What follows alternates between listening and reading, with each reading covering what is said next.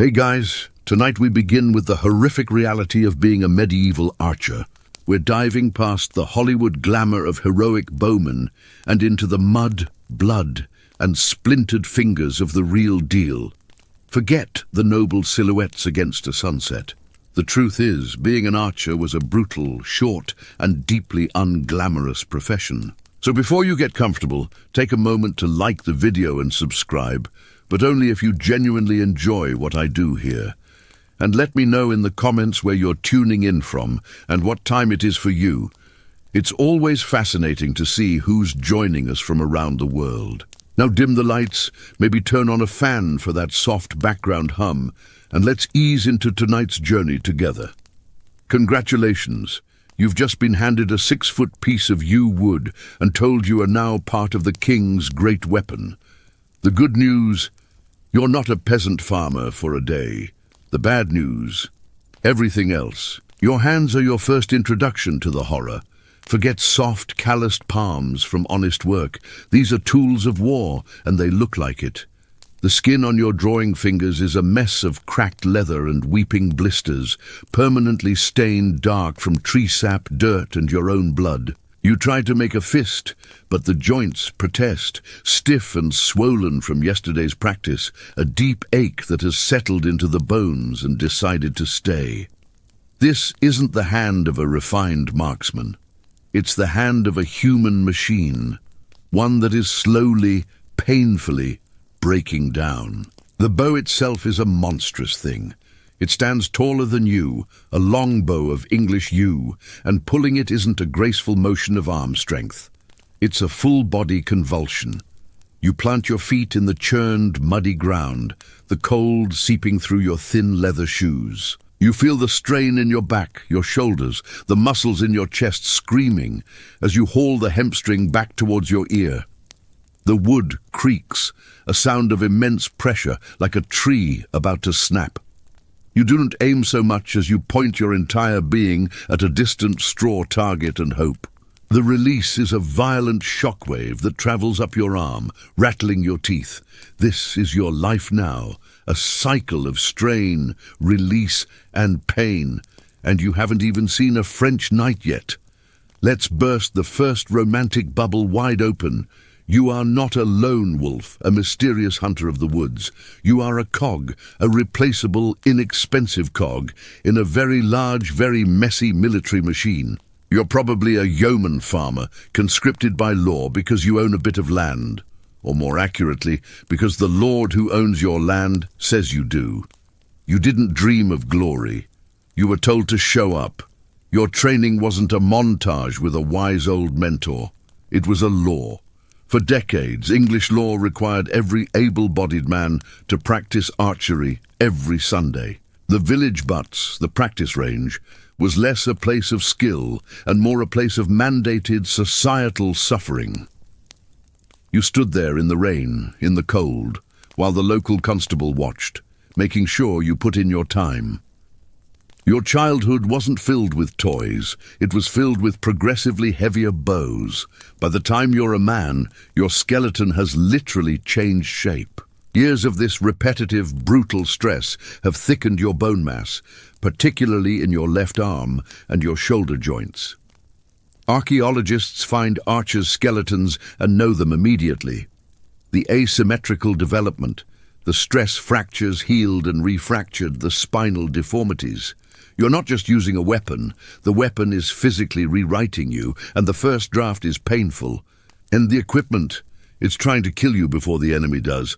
That mighty yew longbow, the pride of England, is a masterpiece of medieval engineering and a personal nightmare. The best yew is imported from Spain or Italy because English yew isn't good enough. The wood is a laminate. The inner heartwood resists compression. The outer sapwood handles tension. It's a beautiful, deadly sandwich. But if it has a hidden flaw, a knot you missed, a weak grain, it can explode in your hands when fully drawn. Imagine the sound, a sharp crack like lightning, followed not by an arrow flying forward, but by shards of razor-sharp wood exploding back into your face, your arms, your chest. You're not just holding a bow, you're holding a potential suicide stick. Then there's the string. Made of hemp, it's thick and rough. When you release, it doesn't whisper. It scrapes across the leather bracer on your forearm, and if that bracer slips, or you're not wearing one, it will slice through your tunic and into your flesh like a whip, leaving a bleeding, burning welt. The arrows are no better. You carry 24 in a cloth bag or shoved through your belt. They're not perfectly identical. Some fletchings are crooked, some shafts warped. In the heat of battle, you'll grab whatever you can, and a warped shaft means your shot will veer off wildly into the mass of men beside you, or worse, into the ground at your own feet. Nothing is standardized. Nothing is safe. Every time you draw, you're betting your eyesight, your skin, and your life on a piece of wood that may or may not decide today is the day it gives up. And we haven't even gotten to the actual battlefield yet. This is just a Tuesday. This is just practice. The real horror is waiting for you across the channel, in a muddy field in France, where the rain never seems to stop, and the only thing thicker than the mud is the smell of fear. You've mastered the pain in your hands, the constant ache in your back, the terror of your own equipment. Now you get to experience what happens when thousands of men like you are pointed at thousands of men in steel, and the world descends into a special kind of hell that only the Middle Ages could provide. Continuing on, from the constant ache of training, you now get to experience its purpose. The grinding pain in your shoulders was just the prelude. The real performance is a symphony of terror, and you're not in the audience. You're in the orchestra, and the music is the sound of thousands of men trying to turn each other into pin cushions. From the relative misery of the practice range, you are now marched into the absolute hell of the battlefield. The first thing that hits you isn't an arrow, it's the smell.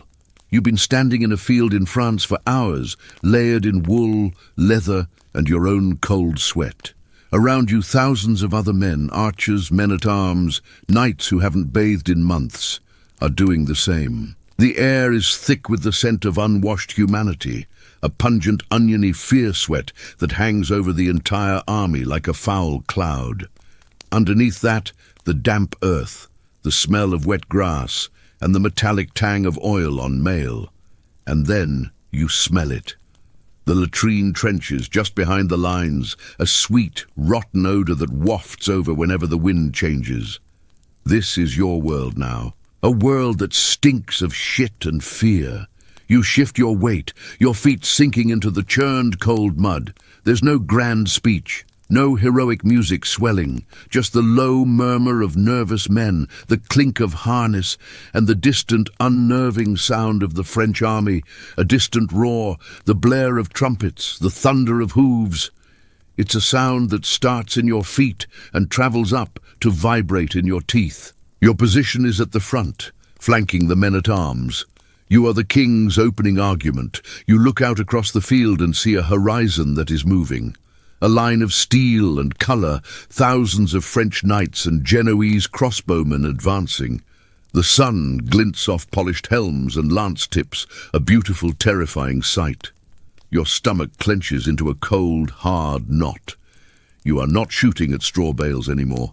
You are aiming at men. Your orders are simple, brutal. Wait. Wait until they're in range. Wait until you can see the details on their shields. Wait while they get closer and closer, and the urge to turn and run becomes a physical pressure in your legs.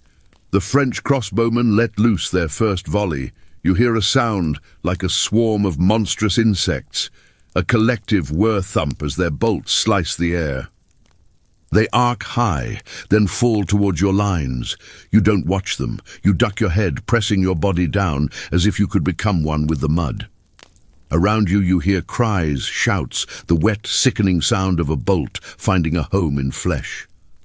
A man a few feet away gurgles and drops, a metal shaft protruding from his neck. This isn't heroism. This is a slaughterhouse, and you're both the butcher and the livestock. Then the command comes, screamed down the line by sergeants with voices raw from shouting, "Knock!" Your hands, trembling despite yourself, fumble for an arrow. The motion is so drilled into you, it's almost muscle memory, a small island of routine in an ocean of chaos. Draw! You plant your feet, heave the massive bow, your back screaming in protest. The creak of 1,000 yew bows bending is one of the most terrifying sounds on Earth.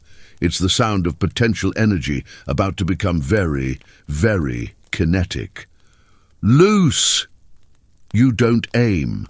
You point your bow at a 45-degree angle and let the string go. The shockwave up your arm is familiar now, but this time it's accompanied by a sound like a great sheet of canvas being ripped in half by giants. The sky above you darkens, not with clouds, but with a storm of arrows, thousands of them rising in a graceful, silent arc before tipping over and screaming down towards the enemy. This is where the myth dies and the reality bleeds. You are not picking off knights with pinpoint shots to the visor. You are engaging in area denial. You are creating a killing zone. The arrows fall like steel rain. The first volley is the worst for them. You hear the sound change as the arrows reach their apex of the climb and begin their descent. The whistle becomes a scream, then impact. A sound like a hailstorm on a tin roof, but mixed with other sounds. The clang and thud of arrowheads punching through plate armor, splintering shields, and tearing through mail. The screams are different now, not shouts of anger, but high-pitched shrieks of agony and terror. You see horses, magnificent armored destriers, go down, flailing, arrows studding their necks and flanks. Riders are thrown, their heavy armor becoming a coffin, trapping them in the mud to be trampled. You don't have time to think. Knock! Draw! Loose! Another volley. Your world has narrowed to this cycle. Grab, plant, pull, release. Grab, plant, pull, release. Your shoulder feels like it's on fire, a deep muscular burn that threatens to seize up entirely. The blisters on your fingers have torn open. Your hand is slick with blood, making the bowstring slip and slide. You're not a man. You're a machine, a repetitive, pain-filled machine, producing death at a rate of 10 to 12 arrows a minute. And then the French knights come. They've weathered the storm, or enough of them have, and now they are charging. This is the moment you were told about, the moment you trained for, and nothing can prepare you for the visceral terror of it. The ground shakes. It's not an exaggeration. You feel it through your feet, a deep rhythmic pounding that grows louder and faster. You see a wall of steel and horseflesh thundering towards you, lances leveled, a tsunami of violence. This is where your stakes come in, sharpened wooden stakes hammered into the ground at an angle before the battle. You crouch behind this flimsy wooden fence, the only thing between you and several tons of angry French nobility. Your volleys become more frantic, aimed directly now, no more arcing shots. You're shooting at the horses, the bigger, easier targets. A horse goes down, and the knight behind it tumbles, creating a chaotic, stumbling obstacle for the ones behind. The noise is overwhelming. The roar of the charge, the screams of men and beasts, the continuous thwack of your bowstring, the whistle of arrows. The air is thick with dust and the coppery smell of blood.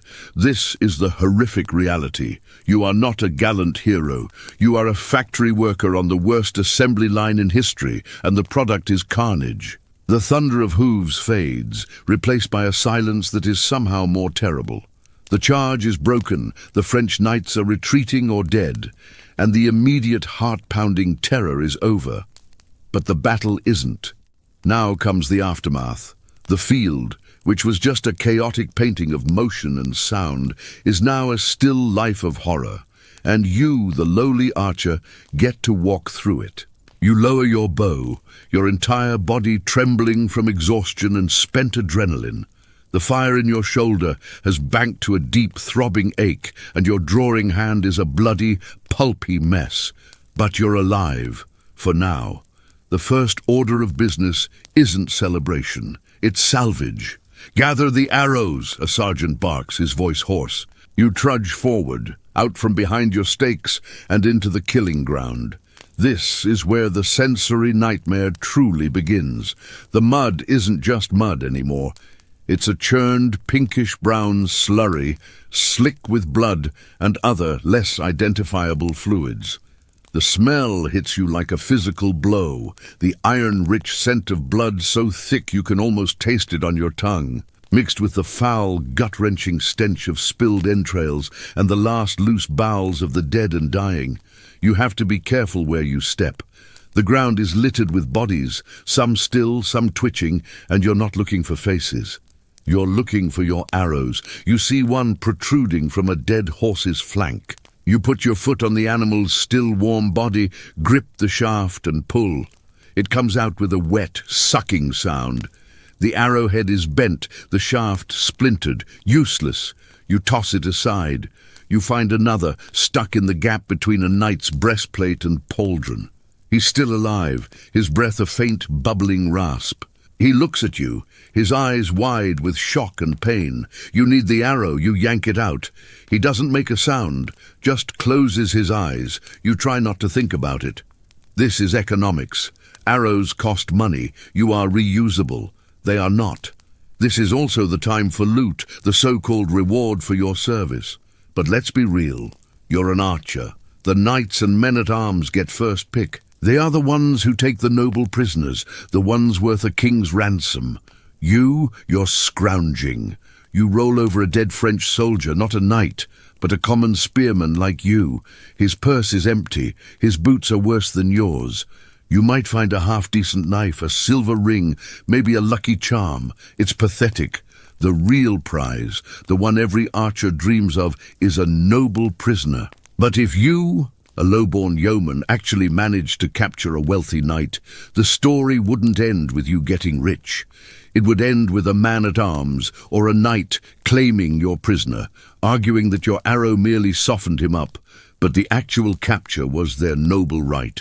You'd be lucky to get a few coins for your trouble. So you content yourself with stripping the dead of their small, miserable possessions, your hands becoming slick with other men's blood as you fumble with belts and pouches. The romance of victory is a thin veneer over the grim reality of grave robbery. And then there are the wounded. The moans and whimpers create a low, constant chorus across the field. Men calling for water, for their mothers, for God.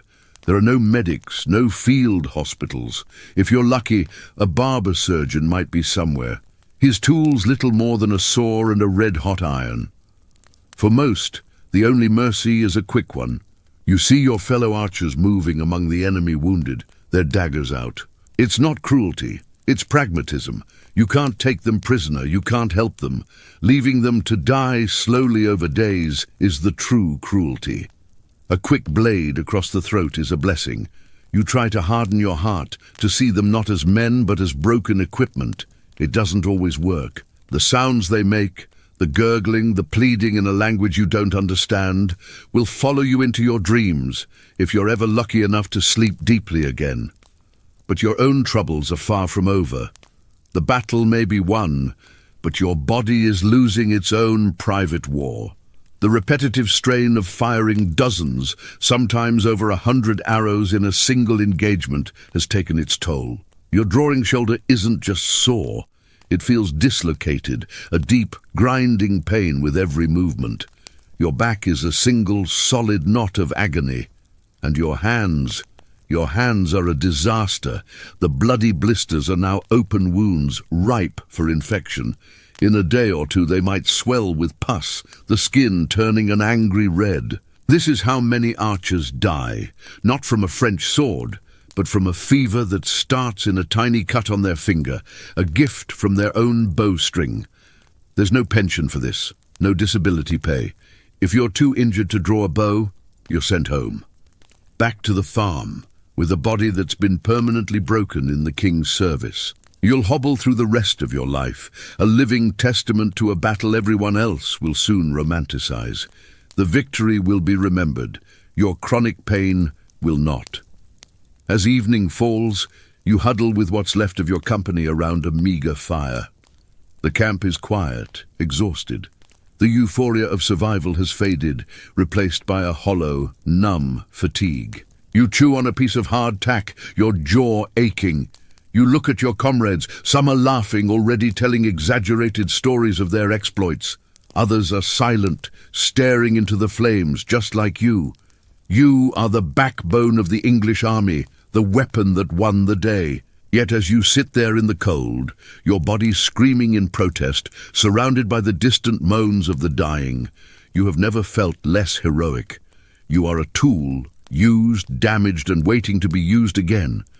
The Battle of Agincourt or Crécy or Poitiers is over. The battle for your own body is just beginning. The battlefield's vivid horror fades into a new, more insidious kind of hell.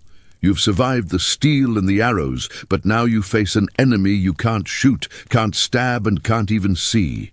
You march away from the field of the dead and into the camp of the living dead. This is where victories go to rot, and where archers, the celebrated heroes of the hour, are reminded of their true, expendable place in the world. The camp isn't a reward. It's a slow-motion battle against filth, hunger, and your own body's betrayal. Welcome to your new home. It's not a collection of neat military tents.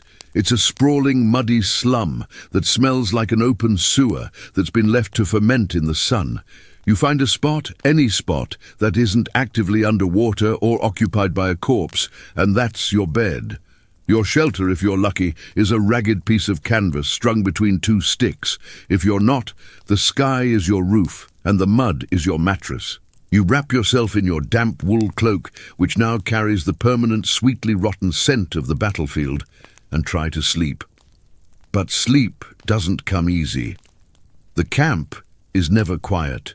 It's a cacophony of misery, the coughs of sick men, the arguments over stolen food, the moans of the wounded from the surgeon's area, a sound that is less human and more like the noises animals make in traps. And the flies. You never forget the flies. They're everywhere, a constant buzzing cloud landing on your face, your food, your open wounds. They've just come from feasting on the dead a mile away, and now they're sharing the bounty with you. Now, let's talk about the real king of the medieval army, dysentery.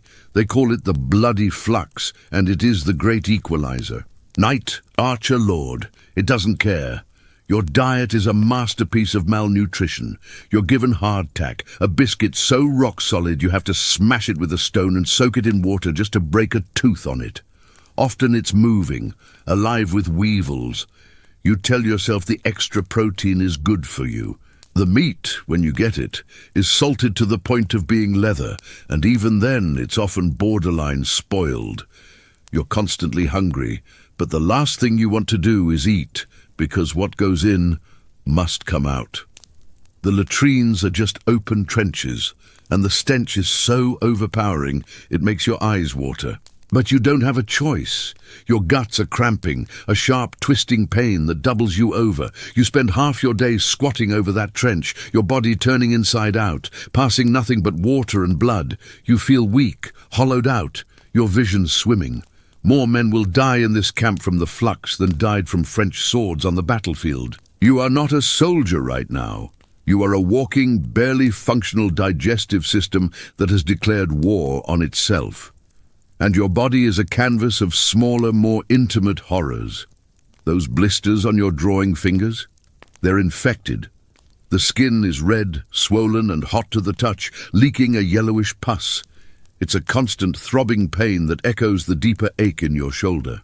Every time you knock an arrow for a practice drill, because the drilling never stops, it's like dipping your fingers in acid.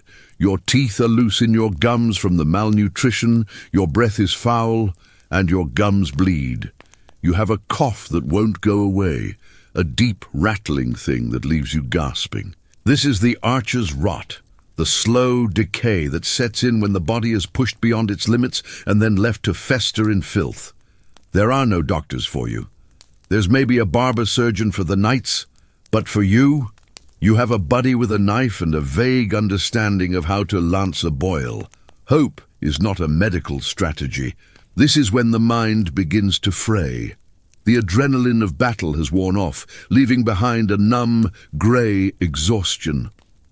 You watch a man from your village, a guy you've known since you were boys, simply walk away from the camp one evening. He doesn't say a word. He just gets up and walks into the woods. Desertion. It's a capital offence, punishable by hanging. But in that moment, the distant abstract fear of the noose feels less immediate than the certain grinding misery of the camp. The fear of the French is replaced by a deeper fear of your own commanders. The pay you were promised is months late, if it comes at all. The food is scarce. The officers treat you with contempt, a necessary but disgusting tool. You hear whispers of men plotting, of whole companies refusing to march until they're paid. Mutiny hangs in the air, thick as the flies. You are the weapon that won the kingdom its glory, but in this camp you are a liability, a hungry mouth, a potential disease vector. The glory of Agincourt was built on the backs of men shivering in mud, clutching their aching bellies, and wondering if walking into the unknown forest is a better bet than staying in the certain hell of the camp. You sit there, sharpening a stolen French dagger, not because it needs sharpening, but because the motion gives you something to do. You look around at the hollow-eyed faces lit by the campfires. These are the feared English longbowmen, the terror of France. Right now they just look like skeletons waiting for their flesh to give up. The battle was a brief, violent explosion. The camp is the long, slow smouldering that comes after, and it's in this smouldering ruin that you truly understand your value. You are a number, a statistic, and you are utterly, completely alone in a sea of dying men. The campaign is over. The king has his victory, his land, his glory. You have a walking stick and a perforated purse. You are discharged, not with thanks, but with indifference, and pointed in the general direction of England. The long, limping walk home begins. The battlefield tried to kill you quickly. The camp tried to kill you slowly. Now the journey home tries to kill you through sheer, grinding indifference. You're a ghost, not yet dead, but no longer part of the world of the living, shuffling your way back to a life you can no longer live. You walk. That's it. That's the entire plan. There's no troopship, no royal carriage. You and a handful of other broken men from your shire trudge along muddy roads, your feet wrapped in rags, your boots having disintegrated miles ago. Every step sends a jolt of pain from your ruined feet up through your crooked spine to your crippled shoulder. You are a collection of aches held together by habit and grim determination. You sleep in ditches, under hedges, in barns, if a farmer takes pity, or more likely, if you threaten him with what's left of your strength. You beg for food. You, the terror of France, now holding out a shaking, scarred hand to a peasant woman for a crust of bread. Sometimes she gives it. Sometimes she sets the dog on you. You don't blame her. You look like death warmed over. You smell worse. The victory parades are happening in London, far away. Out here in the provinces, you're just another filthy, dangerous vagrant. And then you see it, the smoke from your village hearth fires, the familiar bend in the river, the old oak tree you climbed as a boy. Your heart should be soaring. Instead, it sinks. You cross the field, your field, and see your home. The thatch is a little more rotten. The wall has a new crack. It looks smaller, shabbier, and it is utterly, deafeningly silent. You push the door open. The familiar smell of home, smoke, herbs, earth is a punch to the gut. Your wife is there. She looks up from the hearth, and for a single, beautiful second, there is joy in her eyes. Then it vanishes, replaced by a wary, shocked assessment.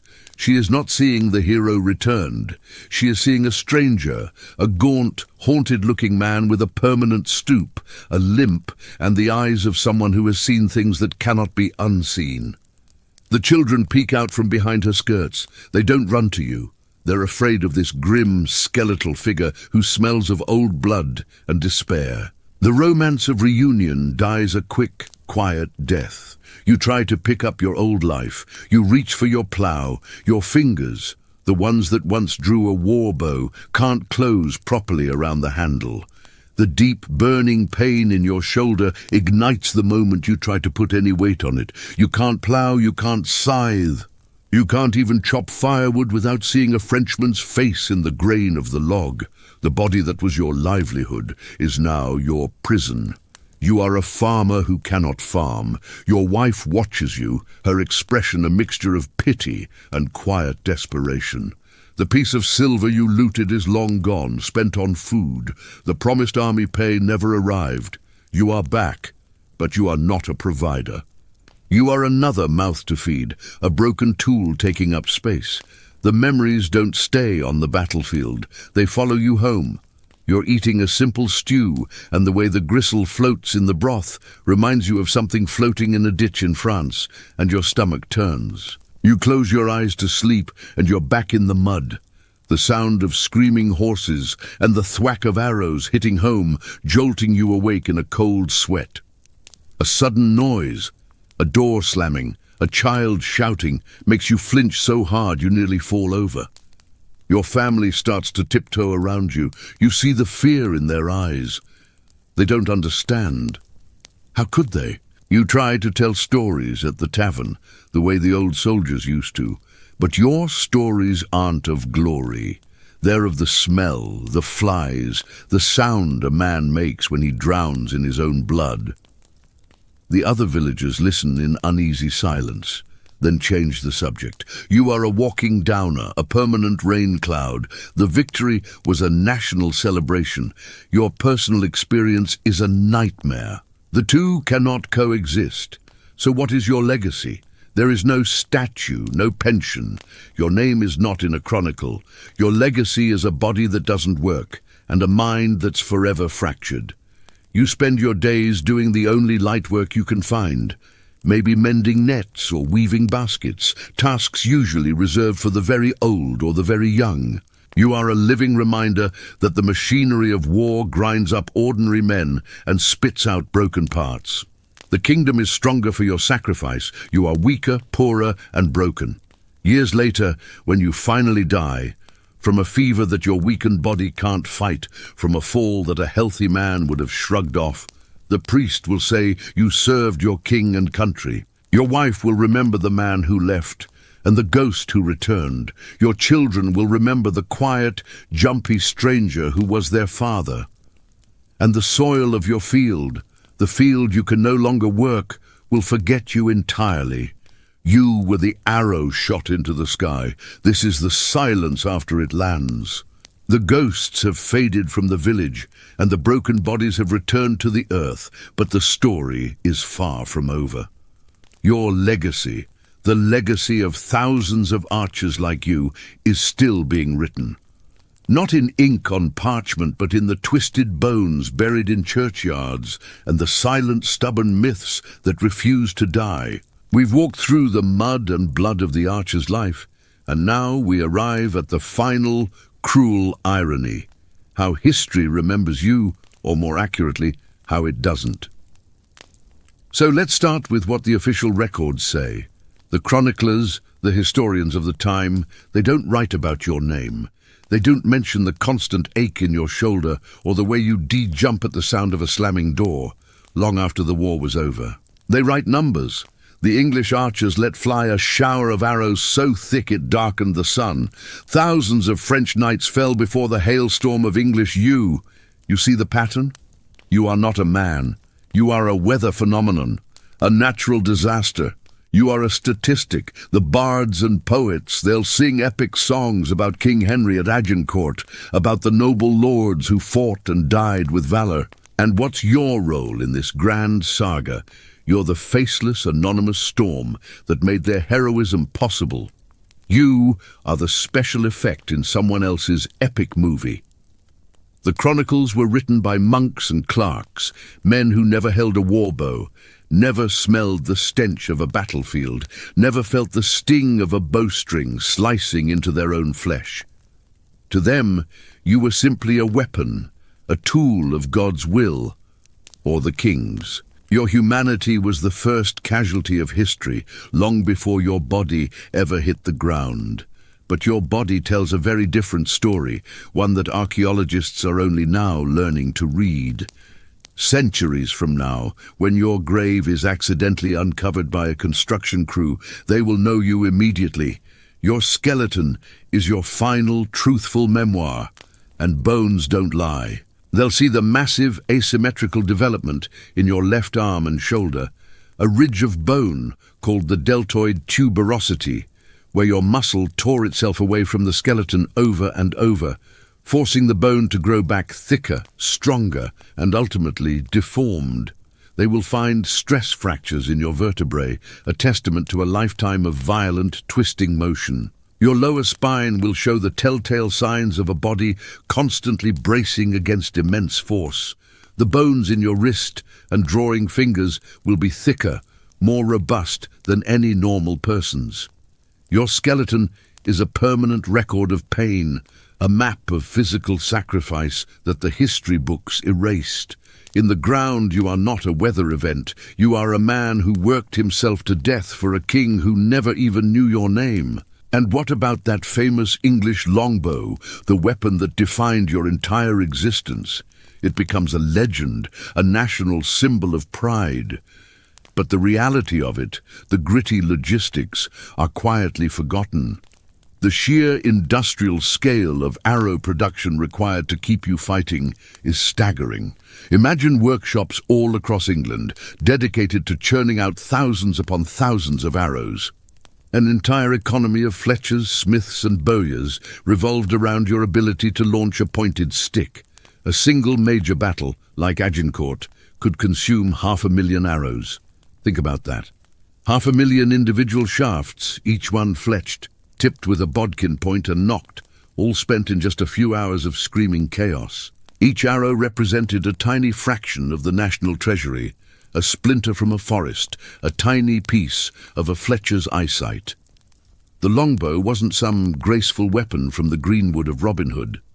It was the product of a nascent military-industrial complex, and you were its factory worker, its delivery system, its living, breathing, aching trigger. Perhaps the most persistent lie of all is the myth of the gallant, free-born yeoman archer. This idea that you were a proud, independent Englishman, fighting for liberty and king out of pure patriotism. It's a beautiful story. It's also, for the most part, nonsense. You were conscripted. You were compelled by law.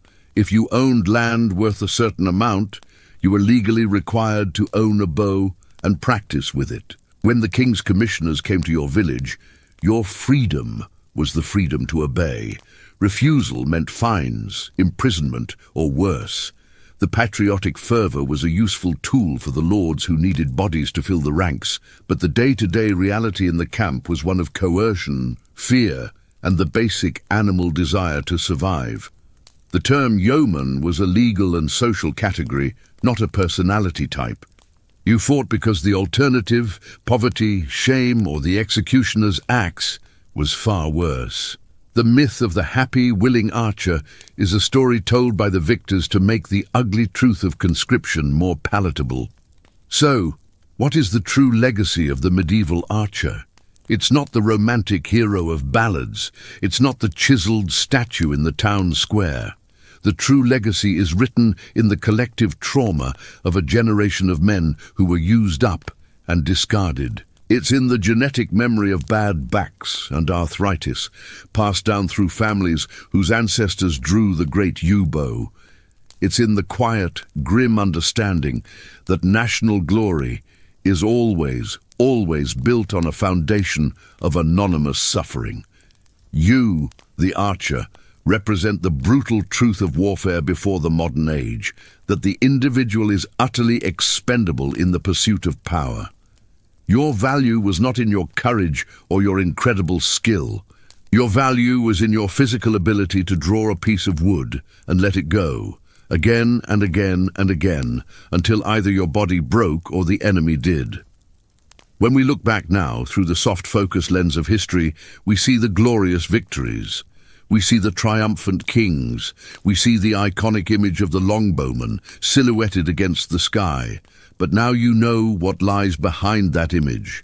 The shattered hands, the dysentery, the haunted eyes, the broken return to a life you no longer fit into, the unmarked grave. The next time you hear about the glorious English longbowman, remember the man, not the myth. Remember the cost. Remember that history's most celebrated weapons were never wielded by uncomplicated heroes. They were wielded by humans, tired, scared, broken humans who were simply trying to survive another day in a world that saw them as nothing more than a reusable piece of ammunition. The arrow has landed, the string is silent, but the echo of your sacrifice and the sacrifice of thousands like you still whispers the truth, if we're only willing to listen. Thank you so much for joining me on this journey. If you found this story compelling, please consider liking this video and subscribing for more deep dives into the hidden corners of history. We'll see you next time.